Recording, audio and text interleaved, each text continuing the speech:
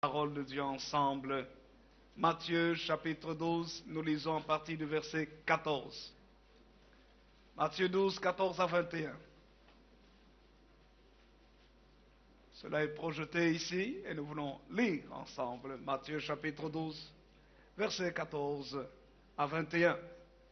Nous lisons tous ensemble la parole de Dieu, Matthieu chapitre 12, verset 14 jusqu'au verset 21. Lisons tous, lisons. Les pharisiens sortirent et ils se consultèrent sur les moyens de le faire périr. Mais Jésus, l'ayant su, s'éloigna de ce lieu. Une grande foule le suivit, à haute voix, tous ensemble. Il guérit tous les malades. Verset 16. Et il leur recommanda sévèrement de ne pas le faire connaître, afin que s'accomplisse ce qui avait été annoncé par Ésaïe le prophète. Voici mon serviteur que j'ai choisi, mon bien-aimé en qui mon âme a pris plaisir. Je mettrai mon esprit sur lui, et il annoncera la justice aux nations. Il ne contestera point, il ne criera point, et personne n'entendra sa voix dans les rues. Il ne brisera point le roseau cassé, et il n'éteindra point le lumignon qui fume, jusqu'à ce qu'il ait fait triompher la justice, et les nations espéreront en son nom. Amen. Quelqu'un dit Amen? Je voudrais utiliser mon message de cet après-midi, de ce matin, en disant simplement pourquoi recevons-nous le Saint-Esprit? Pourquoi recevons-nous le Saint-Esprit? Ces derniers temps, nous avons parlé beaucoup du Saint-Esprit et nous avons vu la semaine dernière l'apport du Saint-Esprit dans les 3 dimensions de l'homme. Et nous avons vu ce texte dans 1 Thessaloniciens au chapitre 5, le verset 23 et le verset 24. J'aimerais que nous puissions le projeter. 1 Thessaloniciens chapitre 5, versets 23 et 24, que je vous invite à lire ensemble à haute voix. 1 Thessaloniciens 5, 23 et 24. Lisons tous ensemble à haute voix. 1 Thessaloniciens chapitre 5, versets 23 et 24. Lisons tous. Lisons. Que le Dieu de paix, ensemble à haute voix, 1, 2, 3. Que le Dieu de paix vous sanctifie lui-même tout entier, et que tout votre être, l'esprit, l'âme et le corps, soient conservés irréprochables lors de l'avènement de notre Seigneur Jésus-Christ. Celui qui vous a appelé est fidèle, et c'est lui qui le fera. Amen. Qu'est-ce que nous voyons? Nous voyons ici que Dieu veut sanctifier son peuple, corps, âme, esprit. Et nous avons parlé du Saint-Esprit qui produit la régénération spirituelle de l'être humain. Comment l'homme arrive à la conscience même de Dieu. Sans le Saint-Esprit, nous ne pouvons pas véritablement être conscients de Dieu. Et deuxièmement, nous avons vu que le Saint-Esprit produit la transformation dans notre âme par la guérison et la restauration.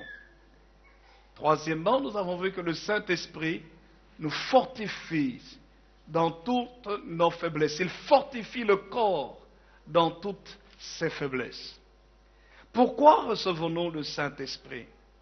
Dans le texte que nous avons lu dans Matthieu, au chapitre 12, il s'agit ici du Seigneur Jésus et d'une prophétie qui a été faite plusieurs siècles auparavant par le prophète Ésaïe.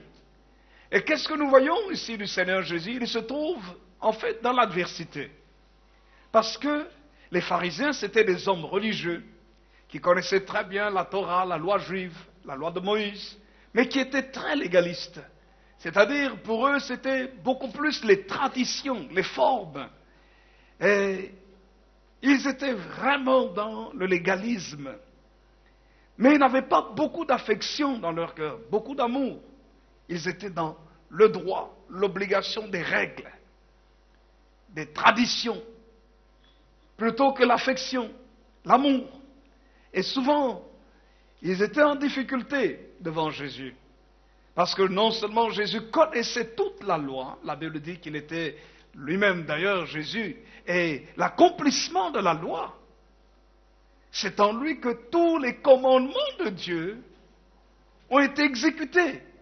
Il a obéi à toutes les exigences de Dieu. Et la Bible nous dit qu'il a fait cela pour pouvoir nous sauver. Et Jésus connaissait très très bien la loi, bien sûr, puisqu'il était le maître, lui-même en tant que législateur. Mais ce que nous voyons dans le texte ici, c'est que les pharisiens s'étaient concertés et avaient planifié de tuer le Seigneur Jésus. Et lorsque Jésus l'a su, il s'est éloigné de cet endroit. Et la foule le suivait parce qu'il faisait du bien à la foule. Il répondait aux besoins des gens. Vous savez, Jésus n'a pas changé. Jusqu'à ce jour, Jésus répond aux besoins des gens. Il n'est pas visible physiquement, mais par son esprit, il est présent au milieu de nous. C'est pour ça que le Seigneur Jésus a dit, je ne vous laisserai pas orphelins, mais je vous enverrai le consolateur, l'esprit de vérité, le Saint-Esprit. Il sera avec vous et il sera en vous. Le Seigneur dit, je viendrai à vous. Je viendrai à vous. Vous voyez, je viendrai à vous par quoi? Par mon esprit. Le Seigneur Jésus lui-même a dit, là où 2 ou 3 sont assemblés en mon nom, je suis présent au milieu d'eux. Ça veut dire par là que ce matin ici, Jésus est présent au milieu de nous par son esprit. Quoique invisible, nous pouvons sentir son toucher. Nous pouvons sentir sa paix. Nous pouvons expérimenter une libération, une guérison, un miracle. Nous pouvons sentir sa paix remplir nos cœurs. Nous pouvons avoir une force qui vient dans notre esprit. Nous pouvons voir des idées qui viennent en nous. Nous pouvons sentir sa parole toucher notre cœur. Parce qu'il est vivant. Il n'est pas mort. Il était mort, mais le 3e jour, il est ressuscité d'entre les morts. Il est vivant au siècle des siècles. Béni soit le Seigneur. Et à cause de cela, parce qu'il répondait aux besoins des gens, la Bible dit que la foule le suivait. Et il guérit tous les malades. Et il leur recommande bizarrement de ne pas le dire, de ne pas le faire connaître. C'est drôle ce que le Seigneur dit ici. Et là, pour quelle raison? C'est pour que la prophétie faite plusieurs siècles auparavant par le prophète Ésaïe s'accomplisse. Et cette prophétie est écrite dans Ésaïe au chapitre 42 qu'on appelle le chant du serviteur. Et le verset 18 ici, Matthieu 12 nous dit, « Voici mon serviteur que j'ai choisi, mon bien-aimé en qui mon âme a pris plaisir. Je mettrai mon esprit sur lui. » Et il annoncera la justice aux nations, il ne contestera point, il ne criera point, et personne n'entendra sa voix dans les rues, il ne brisera point le roseau cassé, et il n'éteindra point le lumignon qui fume, jusqu'à ce qu'il ait fait triompher la justice, et les nations espéreront en son nom. Nous voyons ici la prophétie faite au sujet du Seigneur Jésus, qui décrit premièrement sa relation avec le Père, avec Dieu. Dans sa relation avec Dieu, il a un amour, une affection très particulière. Il est l'objet d'une affection, d'un amour très particulier. Le Père est lui. Il est mon serviteur que j'ai choisi, en qui mon âme prend plaisir. Nous voyons que l'Esprit de Dieu, en tant qu'être humain, est sur lui. Il dit, je mettrai mon esprit sur lui. Mais nous voyons aussi qu'il a une mission. Sa mission, est adressé aux nations, pas seulement à la nation juive de laquelle il est né, dans laquelle il était né, de laquelle il est issu, mais aux nations, c'est-à-dire au monde entier, à toutes les nations. Et il annoncera la justice aux nations. Et la Bible dit jusqu'à ce que les nations espèrent en son nom. Donc quelque part, nous voyons l'importance du nom de Jésus-Christ. Car derrière un nom, il y a une personne. Derrière un nom, il y a une fonction. Derrière un nom, il y a un pouvoir, une puissance. Derrière un nom, il y a une réalisation, il y a un caractère, en fait, il y a une personne. Et les nations espéreront en son nom. La troisième chose que nous voyons, c'est son caractère, où il ne conteste point, il ne crie point. Personne n'entend sa voix dans les rues. Il ne brise point le roseau cassé, n'éteint point le lumignon qui fume, pour nous montrer son humilité, pour nous montrer son caractère de restauration au lieu de destruction, pour nous montrer son caractère de victoire. Ce qu'il veut faire triompher, c'est la justice. Il n'aime pas ce qui est injuste. Il est fidèle, il est juste, il est droit. Et jusqu'à ce qu'il ait fait triompher la justice, nous voyons un caractère de force, de puissance, de persévérance, de réalisation, d'accomplissement et d'achèvement. C'est-à-dire jusqu'à ce qui doit être réalisé se réalise. Il n'abandonne pas. Vous voyez, c'est pour ça que je bénis le Seigneur Jésus quand il était mort sur la croix. À la croix, il a dit, tout est accompli. Il a tout achevé. Il a réalisé le programme de sa vie. Frères et sœurs, j'aimerais vous dire que le Seigneur veut aussi que nous réalisions le programme de notre vie. Qu'à la fin de notre vie, nous puissions aussi dire, tout est accompli. Nous le voyons dans l'exemple de l'apôtre Paul.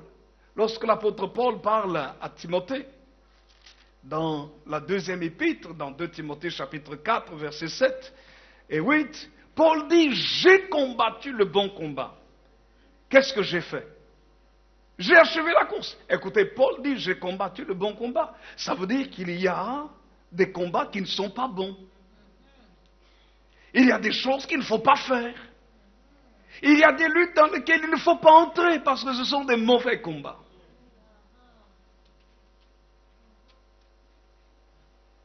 C'est pour dire que nous ne sommes pas prêts à mener toutes sortes de batailles.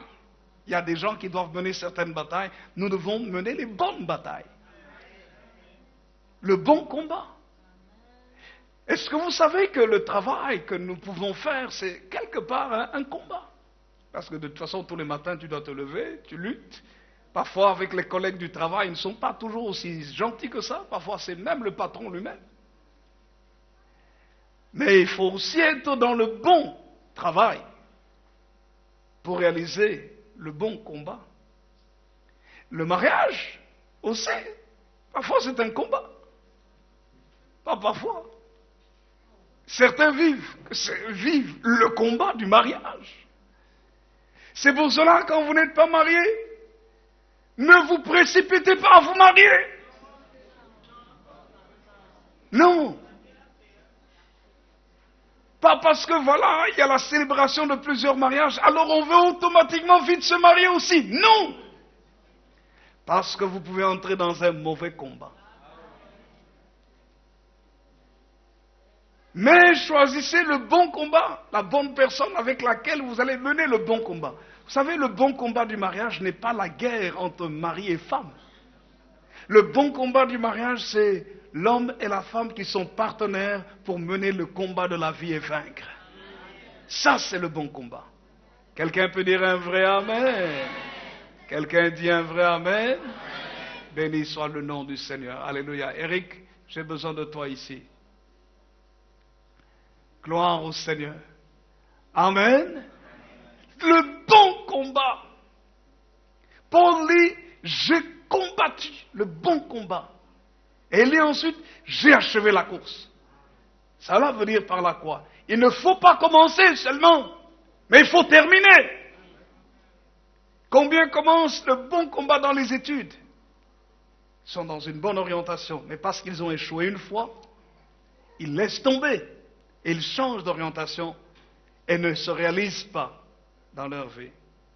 Ce n'est pas parce que tu as échoué une fois, 2 fois, 3 fois, même 10 fois que ce n'est pas le bon combat. Qu'est-ce qu'il y a en toi? N'abandonne pas vite. Le combat veut dire qu'il y a des épreuves. Mais le combat veut dire aussi qu'il y a des victoires. Le combat veut dire qu'il y a aussi une fin du combat. Et Paul dit, j'ai achevé la course. Et quand il a achevé, il n'a pas perdu ce qui était le plus important pour lui. L'espérance, la foi, l'amour. Il dit, j'ai gardé la foi. Il dit, désormais, la couronne de justice m'est réservée. Le Seigneur, le juste juge, me la donnera dans ce jour-là. Non seulement à moi, mais à tous ceux qui auront aimé son avènement. Aimer, dites aimer. Aimer son avènement. Aimer quoi? La venue de Jésus. Le Seigneur me donnera la couronne. Non seulement à moi, mais à tous ceux qui auront aimé son avènement. Est-ce que vous êtes prêts à voir Jésus revenir aujourd'hui? Est-ce que vous pouvez dire, Seigneur Jésus, si tu pouvais venir aujourd'hui, ce serait formidable? Tiens, les amens ont diminué.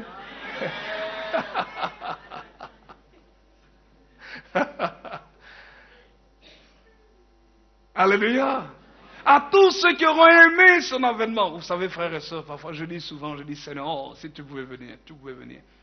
En fait, c'est quand on comprend que le meilleur endroit où on puisse être, c'est dans le royaume de Dieu. C'est le meilleur endroit.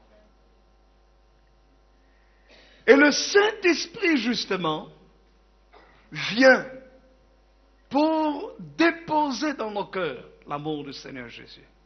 Mais je reviens à notre texte de Matthieu chapitre 12. Qu'est-ce que nous voyons ici très rapidement? Pourquoi devons-nous recevoir? Pourquoi recevons-nous le Saint-Esprit? Le Seigneur a reçu cette prophétie qui s'est accomplie en lui.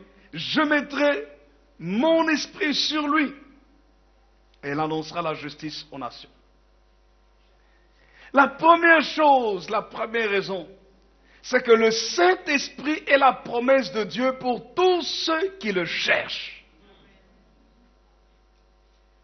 Tous ceux qui cherchent Dieu vont expérimenter la promesse de Dieu, le Saint-Esprit.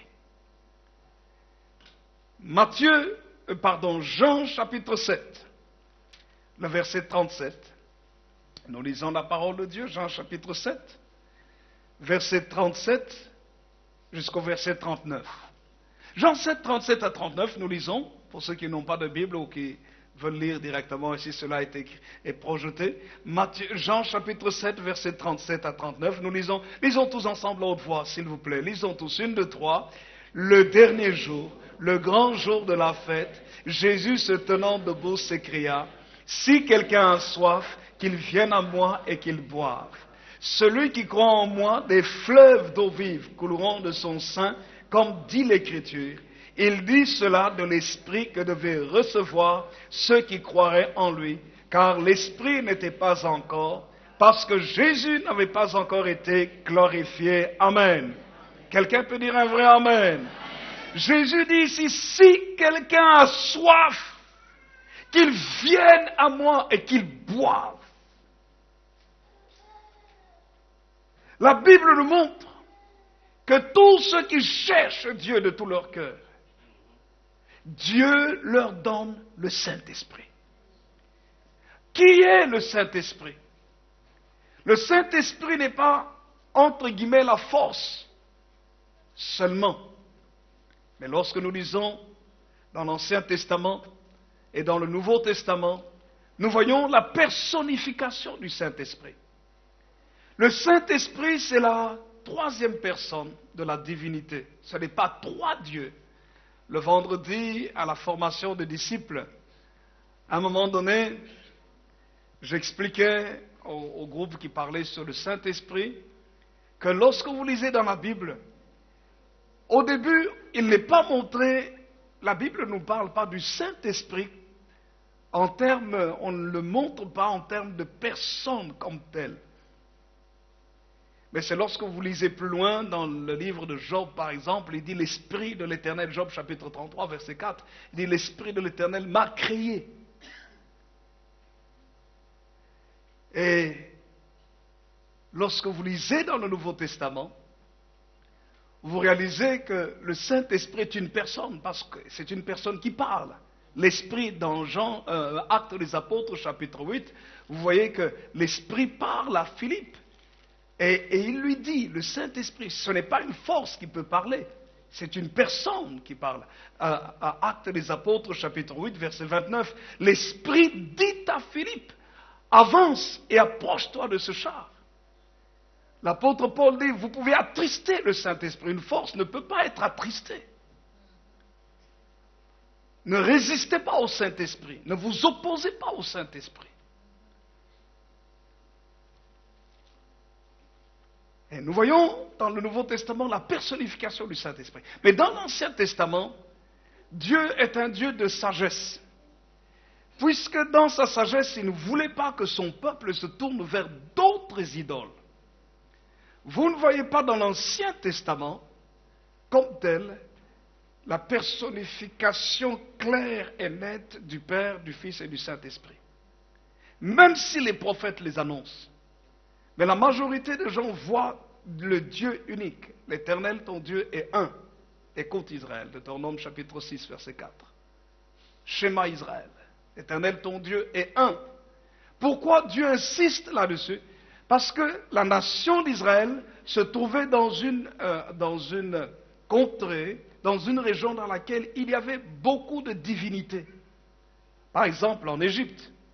Quand vous voyez Israël, Abraham arriver en Égypte, ou même quitter simplement la Mésopotamie. En Mésopotamie, il y avait beaucoup d'idoles. Il y avait toutes sortes de dieux. Et quand ils arrivent en Égypte, il y avait des divinités. Et non seulement ça, mais le pharaon, le roi d'Égypte, était lui-même un dieu vivant. Il était considéré comme un dieu. Et quand nous lisons les Saintes Écritures, nous voyons même quand Israël a été libéré de l'Égypte, il s'est retrouvé dans le pays de Canaan. Les nations qui étaient autour d'Israël, c'était des nations païennes, des nations idolâtres, des nations qui adoraient plusieurs dieux. Et quand vous lisez la Bible, vous allez constater qu'Israël était sensible à l'idolâtrie. Qu'Israël pouvait glisser facilement pour commencer à adorer d'autres dieux. Vous voyez les Saintes Écritures, vous voyez l'épisode du veau d'or. Comment, à un moment donné, Moïse a traîné, et qu'est-ce qui s'est passé? Israël s'est levé pour pouvoir aller fabriquer un veau d'or. Une idole. Un dieu en forme de vache sacrée, le veau d'or. Alléluia. Alléluia. C'est l'idolâtrie. Vous allez voir que le problème qu'a eu Israël vis-à-vis de Dieu, pourquoi est-ce qu'ils ont été vaincus par leurs ennemis? Quand la nation juive a été constituée, à un moment donné, les Assyriens sont venus et ont vaincu le royaume du Nord, ce qu'on appelle Israël, avec comme pour capitale Samarie. Ils les ont vaincus. Et puis plus tard, c'était le royaume du Sud, Juda, avec comme capitale Jérusalem. Ils les ont vaincus, ça c'est les Babyloniens. Vous allez constater que leur défaite, c'est parce qu'ils se sont attachés à d'autres dieux. Les Baals, les Astartés, les Moloch, les Kémosh et autres, toutes sortes de divinités, mais dont la principale, le dieu principal les dieux des Cananéens qui était connu, c'était le dieu Baal. le Dieu soleil. Dieu n'aime pas qu'on le compare à un morceau de bois. Dieu n'aime pas qu'on le compare à une création qu'il a faite. Il n'est pas le Dieu soleil. Il n'est pas le Dieu de la fertilité. Il n'est pas le Dieu des eaux. Quand vous lisez les jugements de Dieu dans le livre d'Exode, quand Dieu a frappé les nations, la nation d'Égypte, et qu'il y a eu 10 plaies qui sont tombées en Égypte, ces 10 plaies étaient dirigées contre les divinités principales de l'Égypte. C'était des dieux que Dieu frappait, le Dieu unique, pour montrer que le Dieu unique était plus fort que les dieux de l'Égypte. Jusqu'à frapper le premier-né de Pharaon, pour dire que le Dieu unique, le Dieu de Moïse, le seul Dieu, il était plus fort que tous ces dieux, et même Pharaon lui-même ne pouvait pas résister devant ce Dieu-là. Écoutez-moi bien, j'aimerais vous dire que Dieu n'a pas changé. Le Dieu unique, il est toujours aussi puissant. Il n'a pas changé. C'est lorsque maintenant nous nous attachons à lui, que nous venons à lui, nous le recherchons de tout notre cœur, que ce Dieu unique s'approche lui-même de nous et qu'il nous donne son Saint-Esprit. Le Saint-Esprit, c'est la personne de Dieu, c'est Dieu lui-même qui marche avec nous, qui nous choisit pour son peuple, et il est pour nous notre Dieu, parce que nous ne voulons pas le partager avec d'autres idoles, d'autres divinités. Mais nous disons, Seigneur, c'est toi que je vénère, c'est toi qui es mon Dieu. Alors lorsque nous le recherchons de tout notre cœur, il vient à nous. Vous savez, chaque fois que vous recevez quelque chose gratuitement, vous le perdez facilement. Mais lorsque vous transpirez, vous suez pour quelque chose, vous le gardez jalousement. Dieu est un trésor. C'est pour ça que la Bible dit, quoi qu'il ne soit pas loin, il a voulu que les hommes le cherchent en tâtonnant. Parfois tu ne sais pas où il est. Seigneur, où est-ce que tu es? Où est-ce que tu es? Mais je cherche Dieu, il y a tellement de Dieu. Où es-tu? Où es-tu? Et Dieu n'est pas loin. Jusqu'à ce que il se laisse trouver. J'aime ce qui est écrit dans Jérémie chapitre 29. J'aime citer ce texte. Jérémie chapitre 29 verset 13, il dit, vous me chercherez et vous me trouverez. Regardez, il y a une condition. Vous ne pouvez pas trouver Dieu n'importe comment. Il dit, vous me chercherez, vous me trouverez. Regardez ce qu'il est écrit. Si vous me cherchez de tout votre cœur. Nous avons un distributeur de boissons ici. Dieu n'est pas comme le distributeur de boissons. Tu vas, tu prends une pièce et puis tu mets, et puis tu choisis ce que tu veux de Dieu. Puis tu vois, voilà, tu prends et tu bois. Non. C'est un trésor. Quelle est la caractéristique d'un trésor? Le trésor ne se ramasse pas dans les rues.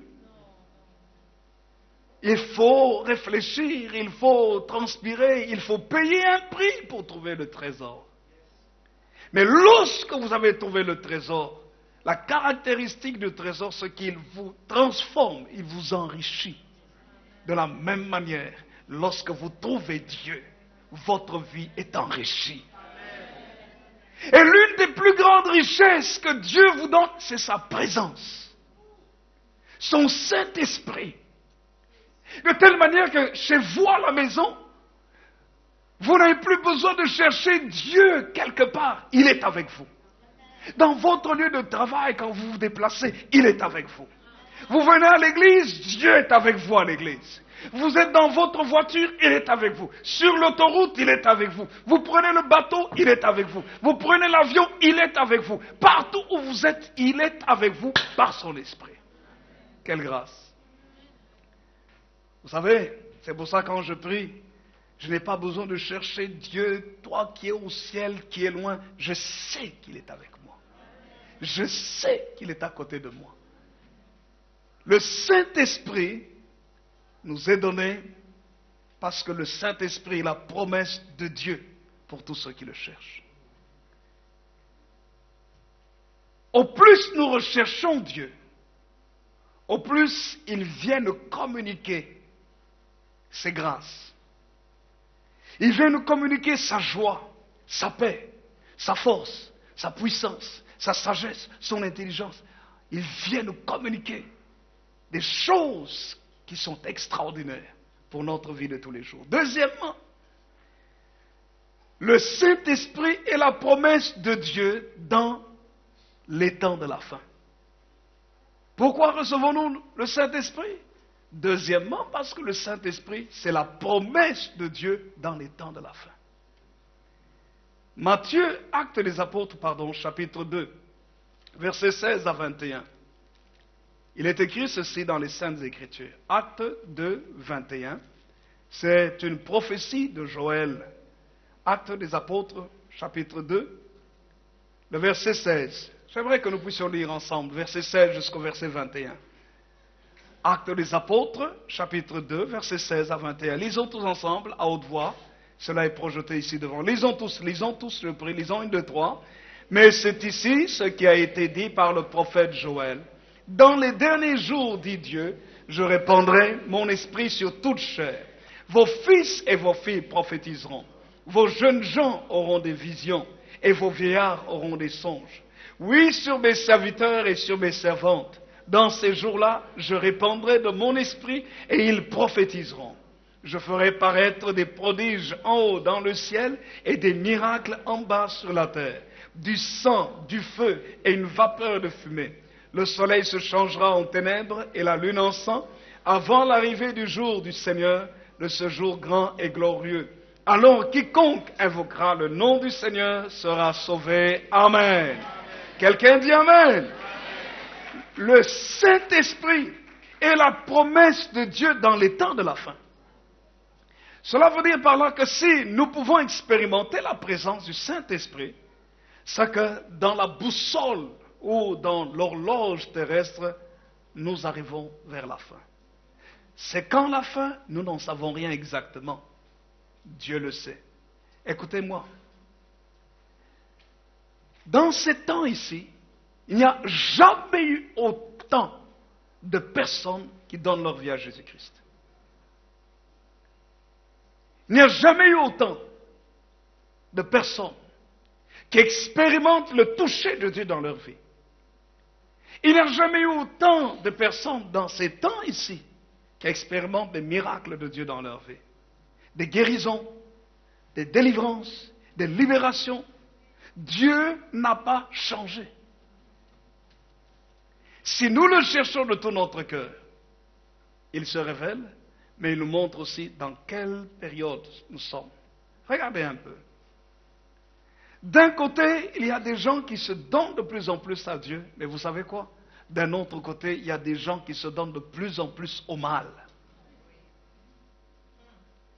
Le mal devient même un objet de légalisation. Vous pouvez vous rendre compte que même les gouvernements commencent à légaliser le mal. Des lois morales sont en train d'être brisées. La conscience de l'homme est en train d'être tuée.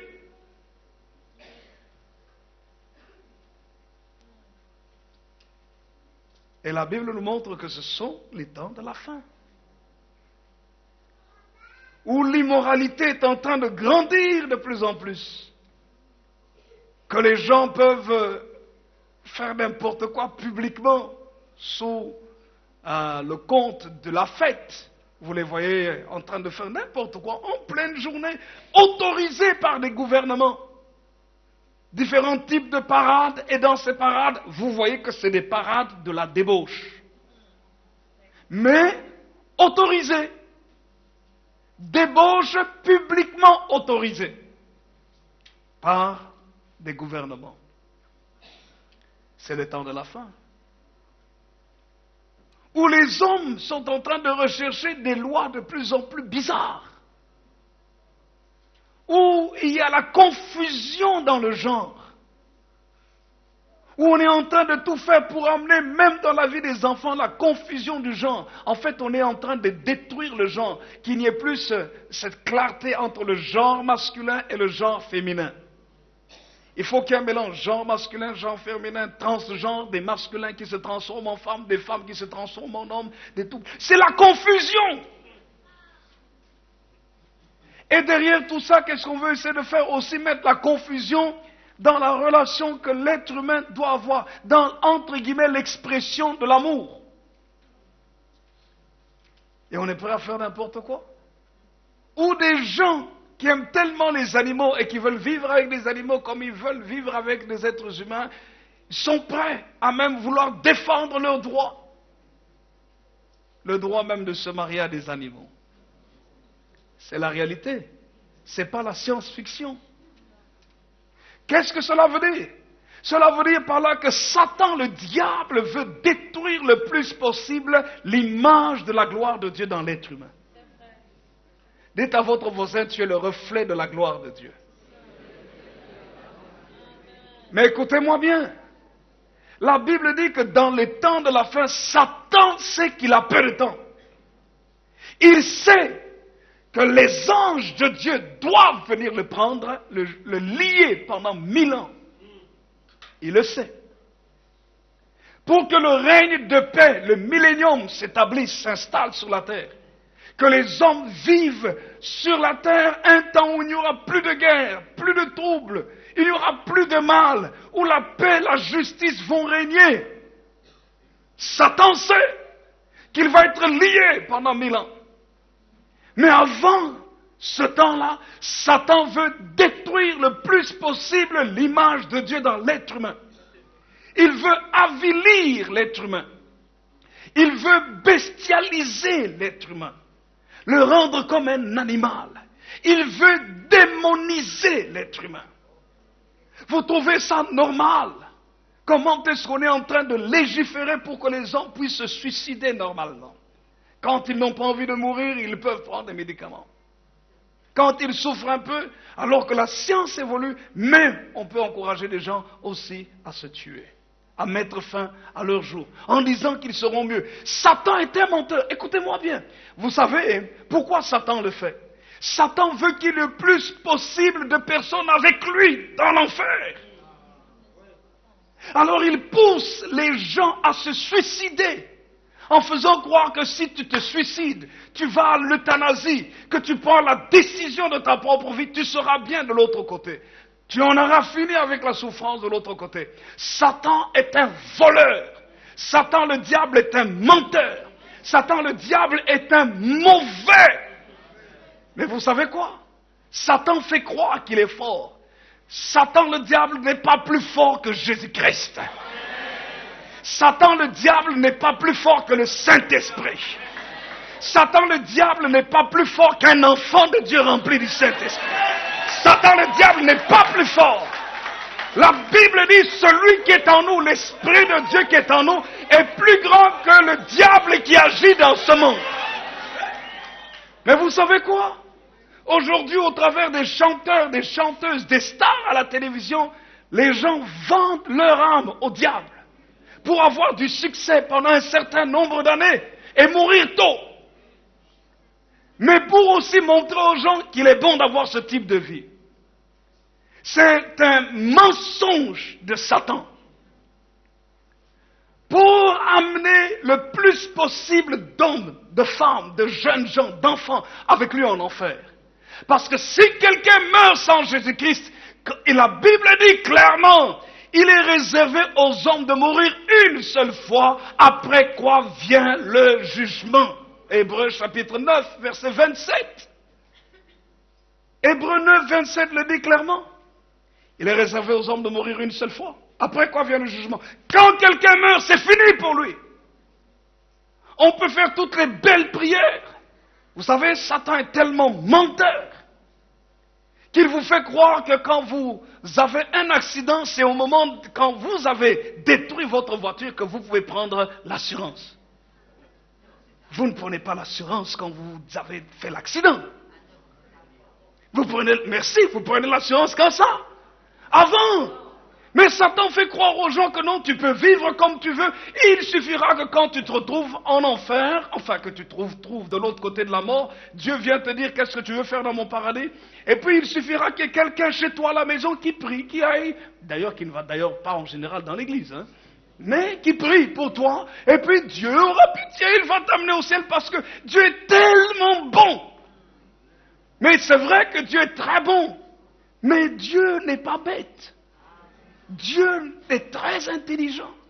Et non seulement il est très bon, c'est un Dieu plein d'amour, mais c'est un Dieu juste. C'est lui qui a fait la loi. Quelle serait la justice entre nous? Quelle serait la justice de Dieu si sur la terre, vous voyez des gens qui vivent n'importe comment, qui se moquent complètement de Dieu, et puis ils meurent, vous avez tout fait pour vous efforcer à plaire à Dieu, et vous vous retrouvez avec celui qui n'a pas voulu de Dieu, et Dieu dit non, non, je l'accepte seulement comme ça. Vous allez dire, Seigneur, tu es juste? Ah non. Ah non. Il n'a jamais eu d'avocat pour le sauver. Il a refusé le meilleur avocat qui puisse nous délivrer de l'enfer. Le meilleur avocat, c'est Jésus-Christ. Il a refusé Jésus. Et puis voilà que non, voilà.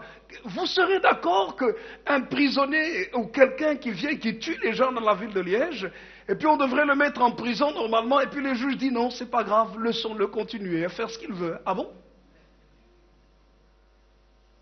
Jamais. Ça s'appelle la justice. Et Dieu est un Dieu de justice. Il ne faut pas attendre d'avoir un accident pour payer ton assurance. Notre assurance éternité, c'est Jésus-Christ. Il faut avoir Jésus pendant que nous sommes vivants. Quand l'accident de la mort arrive, nous disons, oh, nous ne nous en faisons pas, nous avons l'omnium plus. Couverture maximale. Que nous nous cognions ou qu'on nous cogne. Couverture maximale. Ça, c'est l'omnium plus. Jésus est notre omnium plus. Dites à votre voisin, tu dois avoir l'omnium plus, plus, plus. Alléluia. C'est très important d'avoir cet omnium plus, couverture maximale, qui est le Christ Jésus. Et dans les temps de la fin, écoutez-moi bien, pourquoi est-ce que nous avons besoin du Saint-Esprit? Écoutez, le monde dans lequel nous sommes est en train de nous obliger à penser, à faire les choses comme lui. Analysez le monde. Vous allez constater que la liberté est en train de s'effriter. Les gens sont en train d'obliger à penser comme eux. Les jeunes filles à l'école, est-ce que vous savez que les jeunes filles à l'école, les enfants de 12, 13 ans, 14 ans, les adolescentes, quand elles n'ont pas eu un petit copain, une petite copine, quand elles n'ont pas fait de virée, est-ce que vous savez que les autres les considèrent comme des anormales? Cela veut dire par là quoi? Cela veut dire par là qu'on veut forcer tout le monde à perdre sa virginité. C'est ça que ça veut dire. Est-ce que vous savez que maintenant, avec tout ce qu'il y a au niveau de l'homosexualité et autres, si vous avez une pensée contraire, vous avez un problème. C'est pas la liberté. On vous force à accepter ce qui n'est pas dans vos cordes. On aime tout le monde. Il faut aimer tout le monde. Quel qu'il soit. Il faut aimer tout le monde. Mais nous ne sommes pas obligés d'accepter ou d'aimer ou d'approuver ce que tout le monde fait. C'est deux choses différentes. Mais on veut mélanger. Quand tu n'es pas d'accord avec une action, on mélange en disant non, tu n'es pas d'accord avec l'homme. Non, non, non, non, non. Distinguons. On peut aimer un meurtrier en tant que personne. Mais on ne va jamais aimer l'acte qu'il a posé parce qu'il a détruit la vie de quelqu'un. C'est deux choses différentes. Mais on veut mettre l'amalgame. Pourquoi? Pour que vous puissiez, que tout le monde puisse accepter n'importe quoi. Si vous n'avez pas le Saint-Esprit dans votre vie, vous ne pourrez jamais résister à cette pression. Jamais. Jamais. C'est pour ça que Dieu nous donne le Saint-Esprit. Alléluia. Je vais prendre encore 10 minutes maximum et je m'arrête. C'est un culte spécial, n'est-ce pas? Vous n'avez pas besoin d'aller manger chez vous à la maison. On va préférer le barbecue ici. L'apôtre Paul dit ceci à Timothée. Dans 2 Timothée, chapitre 3, versets 1 à 5. Sache que dans les derniers jours, il y aura des temps difficiles. Dites difficiles. Car les hommes seront égoïstes. Est-ce que c'est vrai ou c'est pas vrai? C'est vrai. Amis de l'argent, c'est vrai ou ce n'est pas vrai? Fanfarons, hautains, blasphémateurs, c'est vrai ou c'est pas vrai? Rebelles à leurs parents, c'est vrai ou ce n'est pas vrai? Comment est-ce qu'un jeune homme peut se lever aujourd'hui et saisir son père dans les vêtements?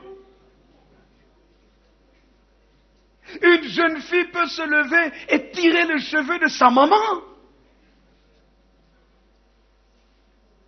Parce qu'elle s'est rendue compte qu'elle est devenue aussi une petite femme. Elle a l'impression qu'elle est au niveau de sa maman. Rebelles à leurs parents. Les parents disent, ma fille reste ici. Non, j'ai 18 ans. Parce que tu as 18 ans, on ne peut plus te conseiller. Rebelle. Vous savez, c'est à cause de cela que beaucoup ratent leur vie. Il faut apprendre à écouter la barbe blanche et les cheveux blancs. Je répète, il faut apprendre à écouter la barbe blanche et les cheveux blancs. Quelqu'un peut dire un vrai amen. Il faut apprendre à écouter la vieille, la maman, avec ses rides, avec son dos courbé. Pour quelle raison? Parce qu'elle possède la sagesse, l'expérience, les victoires et les échecs. Ça veut dire qu'elle possède ce qui peut t'aider à vaincre et à ne pas échouer. Mais aujourd'hui, les jeunes gens, parce qu'ils sont sur Internet, ils ont accès à n'importe quel type d'information, croient qu'ils connaissent tout. Non. À ce moment-là, on est rebelle. Mais la Bible nous montre que c'est le signe des temps de la fin.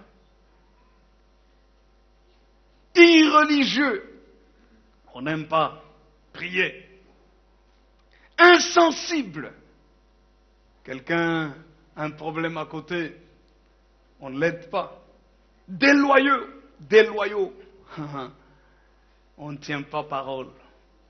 On est faux, calomniateur, on critique, on parle mal des autres, intempérant, cruel, ennemi des gens de bien, traître, emporté, enflé d'orgueil, aimant le plaisir plus que Dieu, ayant l'apparence de la piété, mais reniant ce qui en fait la force.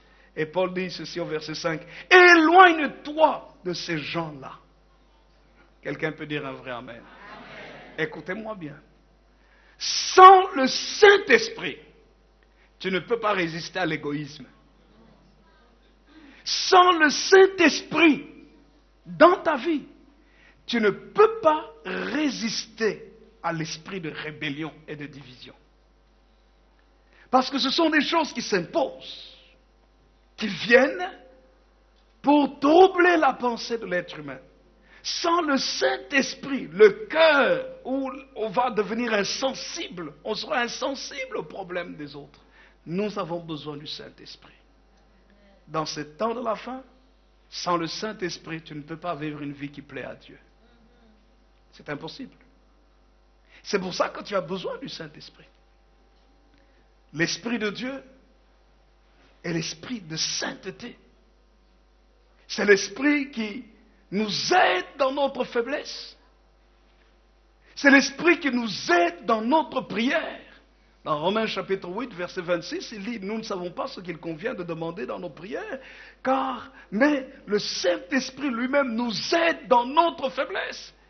Et dans ce temps ici, tu seras faible. Écoutez-moi bien. Nous sommes dans un temps où le péché bombarde. Les couples mariés, la puissance de l'adultère frappe sérieusement à la porte. Quelqu'un disait, Il y a même la mode maintenant dans certains pays. Non, vous savez quoi? J'ai vu en France la publicité pour l'adultère. Vous vous rendez compte? Il y a une pomme et vous voyez une femme en train de croquer la pomme. Vous savez comment les publicistes sont? J'ai fait un peu de publicité et de marketing. Ils sont très subtils. Ça s'appelle Gliden. Gliden. Vous savez ça veut dire quoi? Il y a G-L-E et puis Eden. E-D-E-N. Le jardin d'Éden, le jardin des délices. Et puis on montre une femme en train de croquer la pomme. Mais la pomme d'où ça? Du jardin d'Éden, Adam et Ève. Et c'est Ève qui a croqué la pomme, la première. Et là-dedans, qu'est-ce qu'ils sont en train de pousser? Ils sont en train de dire, laisse aller le plaisir comme tu veux. C'est-à-dire, on fait la publicité pour tromper son mari ou pour tromper sa femme. Et l'État autorise cela. Vous vous rendez compte? Ça veut dire que lorsque tu te maries, tu es en insécurité. Ça veut dire que ton conjoint doit être rempli du Saint-Esprit. Hein? Il y a des problèmes parfois qui arrivent dans le couple, et puis bon, le couple divorce. Je ne parle pas de ça. Mais maintenant, tu aimes quelqu'un, tu aimes quelqu'un, tu te maries, tu es avec la personne. Et quand tu te promènes en rue avec ton conjoint, époux ou épouse, quelqu'un passe à côté, votre conjoint, votre épouse, votre mari ou votre lui plaît, et là devant vous, il commence à faire des clins d'yeux à votre femme. Oh.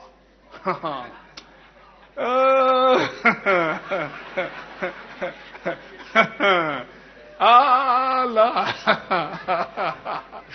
là on a besoin d'avoir une bonne dose du Saint-Esprit.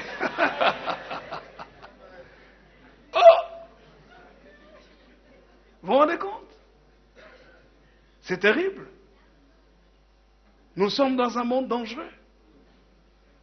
Une femme qui peut venir devant vous, vous êtes là, madame, avec votre mari. Et la femme peut venir devant vous et dire, ah, toi aussi, laisse, il faut savoir partager, non?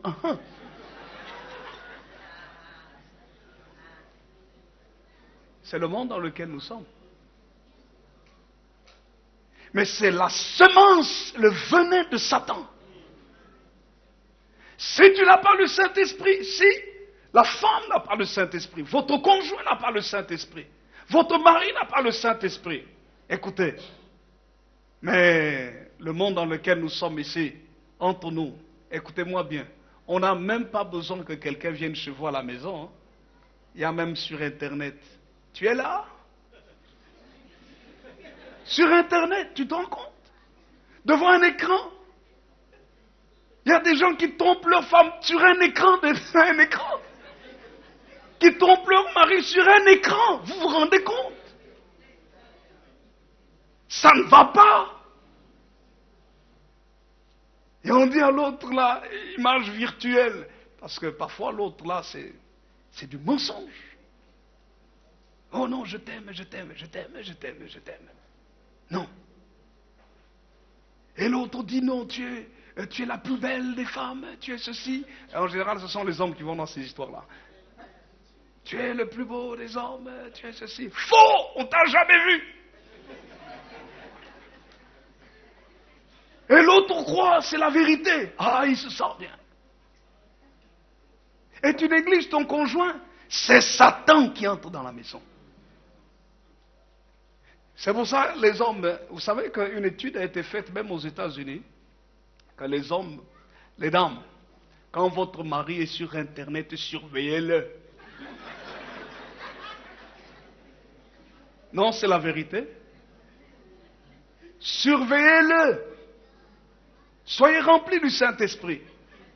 Pourquoi je dis soyez, la femme doit être remplie du Saint-Esprit. La femme ne doit pas causer des problèmes inutiles à son mari. Son mari est sur Internet, et puis elle dit, qu'est-ce que tu fais? Qu'est-ce que tu fais? Ah non, non, non, là vous êtes remplis de la chair. elle va te dire, laisse-moi tranquille. Il va te dire, laisse-moi tranquille. Tu ne vois pas que je travaille. Tu es sûr que tu travailles. Tu es en train de créer des soupçons inutiles qui vont t'amener dans des problèmes inutiles. Mais quand tu es rempli du Saint-Esprit, le Saint-Esprit va t'avertir que quand il y a un ça ne va pas, va voir ton mari. Mets-toi à côté de lui, chérie, ça va, cause-lui, cause-lui. S'il est dans des histoires bizarres,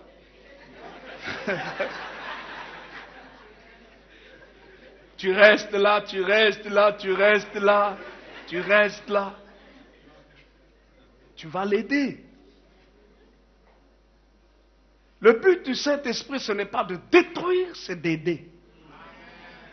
Ce n'est pas d'enfoncer quelqu'un qui est en train de s'enfoncer dans la boue, mais c'est de le retirer. Quelqu'un peut dire un vrai amen? On peut aider son conjoint, on peut aider ses enfants. Aujourd'hui, les enfants sont exposés à des choses bizarres sur Internet. Mais regardez ce que vos enfants regardent. Ne dites pas, oh non, il me laisse tranquille comme ça. Ah non, oh non, il est sur l'ordinateur. Il fait quoi? J'aimerais vous dire que les petits-enfants que vous voyez ici ne sont pas petits.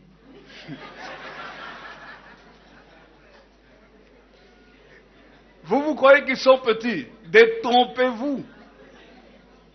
C'est plus les petits-enfants d'il y a 30 ans. Hein. Il n'y avait pas Internet, il n'y avait pas tout ce qu'on montre aujourd'hui. Ces petits que vous voyez là, ils semblent être innocents. Détrompez-vous. Ils connaissent beaucoup. Alléluia. Mais il faut les aider. Eux aussi à être remplis du Saint-Esprit. Vous vous rendez compte, un jour je descends chez moi. Heureusement, nous avons parfois des frères informaticiens qu'on appelle pour venir nous aider. Je descends, et puis il y avait un ordinateur des enfants. Et j'arrive là en bas, vous savez quoi? Pouf! Sur l'écran, une image sale apparaît. Je dis, oh! Mais il y a des gens sur l'Internet qui lancent ces choses-là. Mais il faut appeler un spécialiste. Le frère Jacques, c'est un spécialiste. Je dis, frère Jacques, viens un peu ici. Bloque toutes ces choses-là. Parce que moi, je ne sais pas. Vous, les mamans, apprenez l'Internet. Ne soyez pas à l'époque de la préhistoire.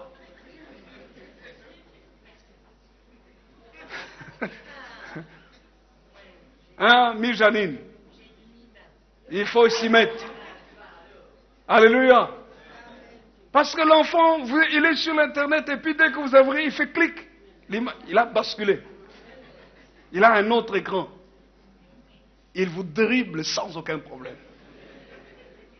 Mais si vous connaissez, vous pouvez voir. Quel est le but? Même si vous savez qu'il a été dans des sites pas bien. Le but, c'est de ne pas le détruire, le casser pour qu'il s'enfonce là-dedans, mais c'est le récupérer. L'aider. Sans le Saint-Esprit, tu ne peux pas aider quelqu'un qui coule dans le mal. Tu vas l'accuser, tu vas le condamner, il va s'endurcir, il ne va pas t'écouter, il va s'éloigner, il va s'enfoncer dans le mal. La Bible dit l'amour est plus fort que tout. C'est avec l'amour que tu peux aider quelqu'un, même s'il est dans le mal. L'amour est plus fort que tout. C'est pour ça que dans le temps de la fin, nous avons besoin du Saint-Esprit. Quelqu'un peut dire un vrai amen? Troisièmement, j'ai dit, il me reste combien de minutes? 2 minutes. Ok, je termine. 2 minutes. Chrono à la main. Le Saint-Esprit, troisièmement, attendrit nos cœurs pour que nous soyons sauvés. Dans Romains chapitre 5, le verset 5 à 10, il est écrit ceci. Or, l'espérance ne trompe point, parce que l'amour de Dieu est répandu dans nos cœurs par le Saint-Esprit qui nous a été donné. Vous voyez? Verset 6, car lorsque nous étions encore sans force, Christ, au temps marqué, est mort pour les impies. À peine mourrait-on pour un juste. Quelqu'un peut-être mourrait pour un homme de bien. Mais Dieu prouve son amour envers nous, en ce que lorsque nous étions encore des pécheurs, Christ est mort pour nous. À plus forte raison donc, maintenant que nous sommes justifiés par son sang, serons-nous sauvés par lui de la colère. Car si, lorsque nous étions ennemis, nous avons été réconciliés avec Dieu par la mort de son Fils, à plus forte raison, étant réconciliés, serons-nous sauvés par sa vie. Amen. Le Saint-Esprit va répandre dans nos cœurs l'amour de Dieu. L'amour pour aimer Dieu de tout notre cœur. Et au plus tu aimes Dieu, au plus tu vas tout faire pour plaire à Dieu. Et au plus tu cherches à plaire à Dieu, au plus tu marches dans le chemin du salut, tu es sauvé. Si tu plais à Dieu tous les jours de ta vie, si un jour tu es en train de voyager, tu as un accident, mais l'amour de Dieu qui est en toi est un aimant, ton esprit est attiré directement vers Dieu. Parce que tu lui appartiens. Tu as la nature, tu as l'esprit de Dieu en toi. Tu as l'image de Dieu en toi. Et tu es attiré dans sa présence. Les anges de Dieu voient ça, ils viennent te prendre, ils disent non, non, ta place est au paradis, dans le royaume de Dieu. L'amour de Dieu, l'amour pour Dieu. Frères et sœurs, il faut aimer Dieu. Il faut aimer Dieu. Moi, j'aime Dieu. C'est pour ça que je peux rester des heures dans la maison de Dieu. Parce que j'ai découvert qu'en aimant Dieu de tout son cœur, en aimant l'Église, en aimant servir le Seigneur, il te permet de réussir dans tous les domaines de ta vie. Tous. Même si tu passes par des luttes et des combats, j'aimerais te dire, même si tu luttes et tu combats, mais que tu aimes Dieu, sache que tu vas t'en sortir. Ça peut être dur, mais t'en fais pas, c'est juste une question de temps. Vous savez pour quelle raison? L'amour de Dieu nous attire toujours vers le haut. Toujours. Toujours vers le haut. C'est-à-dire, Dieu va t'élever. Au plus tu l'aimes, on peut t'enfoncer. Les gens peuvent venir t'enfoncer. Les gens peuvent venir vouloir te détruire. Mais quand tu aimes Dieu, Dieu va toujours te tirer vers le haut. Si Dieu t'élève, les gens peuvent te combattre, lutter contre toi, Dieu t'élèvera. Ils ne pourront rien. L'amour de Dieu est plus que tout. Quatrièmement, le Saint-Esprit donne la sagesse et une intelligence supérieure dans l'adversité. Tu peux avoir des luttes, des combats. L'évangile de Luc, chapitre 12, nous dit ceci, versets 11 et 12, Luc 12, 11 et 12. Il est écrit dans la parole de Dieu, Luc 12, 11 et 12. Quand on vous mènera devant les synagogues, les magistrats, les autorités, ne vous inquiétez pas de la manière dont vous vous défendrez, ni de ce que vous direz, car le Saint-Esprit vous enseignera à l'heure même ce qu'il faudra dire. La Bible nous montre que lorsque Étienne parlait, personne ne pouvait résister à la sagesse avec laquelle il parlait. Lorsque Paul parlait, qui pouvait résister à sa sagesse? Le Saint-Esprit donne une intelligence et une sagesse terrible. Des paroles fortes, des paroles puissantes, des arguments puissants. Je me rappelle toujours de ce cours de programmation neurolinguistique. Lorsqu'il y avait une conférence, dans cette conférence, les gens étaient venus de la France et j'étais dans ce cours de PNL, programmation neurolinguistique. Pendant qu'il était en train de prêcher, j'ai compris que le cours était un asservissement de l'intelligence. C'est que le cours amenait les gens à être dominés par l'esprit de celui qui donnait le cours. C'était de former les gens en fait à dominer sur l'esprit des autres. Vous savez, un peu comme en Allemagne, lorsque les nazis, le royaume Hitler s'est levé, comment est-ce qu'un homme a pu par ses idées dominer sur toute une nation et amener des milliers de personnes à la mort, des millions de personnes? C'est parce qu'il a réussi à dominer sur l'intelligence de la majorité des gens. Et j'avais compris que ce cours de programmation neurolinguistique était le même principe, le même système, dans sa subtilité, que celui qui maîtrise cela peut dominer sur l'intelligence des gens. Alors j'étais en train de prier, j'ai dit, Saint-Esprit, donne-moi de pouvoir parler à ce conférencier. Et tout son exposé, je priais. Et puis je me suis levé quand il fallait poser des questions. J'ai posé des questions. Je suis arrivé à lui démontrer par ses propres réponses que ce qu'il disait, ce n'était pas rendre les gens libres, mais c'était d'asservir les gens, de dominer sur l'esprit des gens. Il a fini par avouer en plein cours. J'ai dit, Seigneur, merci, j'ai réussi. Pour protéger la population qui était là. Le Saint-Esprit te donne une intelligence supérieure dans tous les domaines de ta vie. Le Saint-Esprit marche avec la sagesse et l'intelligence. C'est un esprit de sagesse et de conseil. Dans le foyer, il ne faut pas seulement marcher avec ses émotions.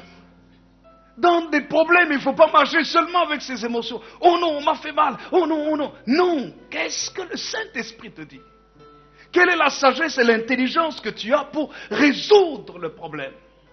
Le Saint-Esprit te donne une sagesse et une intelligence supérieure dans l'adversité. Dans ton lieu de travail, tu as des problèmes. Mais comment réagir?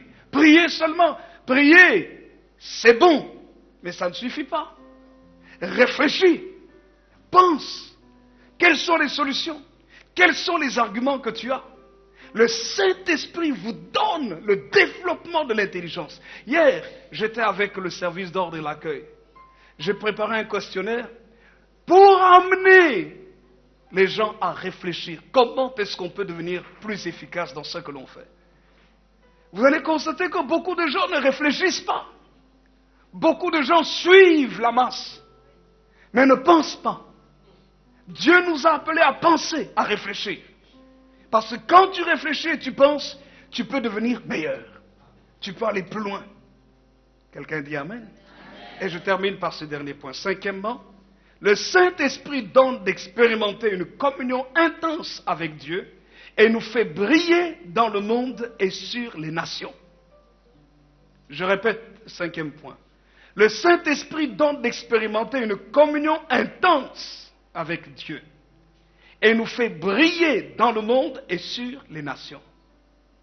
Lorsque Matthieu parle, Matthieu chapitre 12, verset 18, la prophétie d'Ésaïe, il est écrit, « Voici mon serviteur que j'ai choisi, mon bien-aimé en qui mon âme a pris plaisir. Je mettrai mon esprit sur lui, il annoncera la justice aux nations. » Et le verset 21, « Et les nations espéreront en son nom. » Frères et sœurs, le Saint-Esprit nous amène dans cette communion intense avec Dieu. Pourquoi?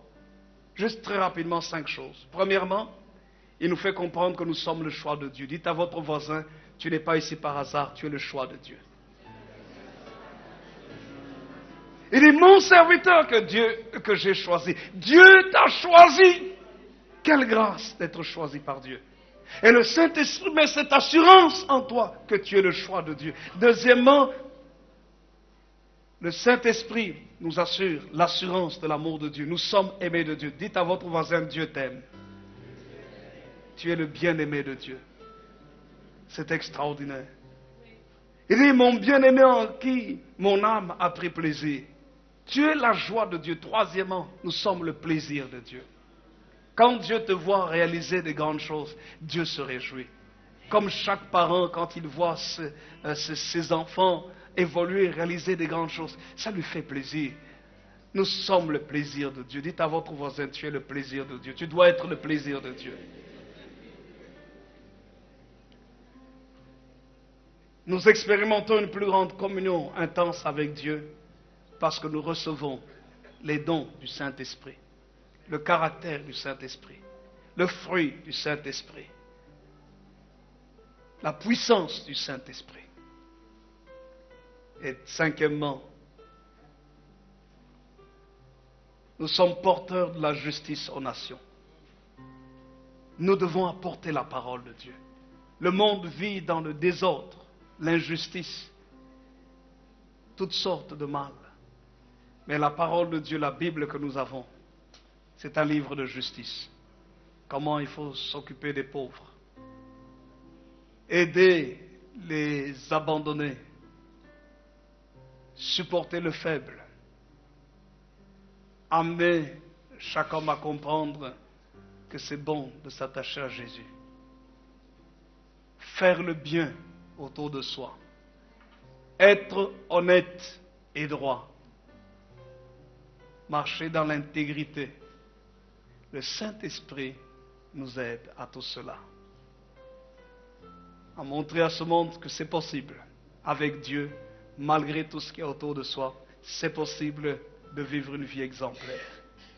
Que le Seigneur notre Dieu vous bénisse et qu'il bénisse sa parole.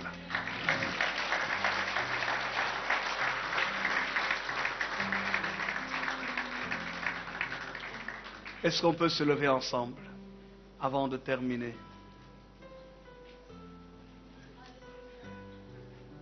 Je voudrais vous demander une chose. Nous allons prier les uns pour les autres. Si on peut juste tenir la main de son voisin, à droite et à gauche, nous allons prier les uns pour les autres. Même dans les rangées, nous sommes le corps de Christ.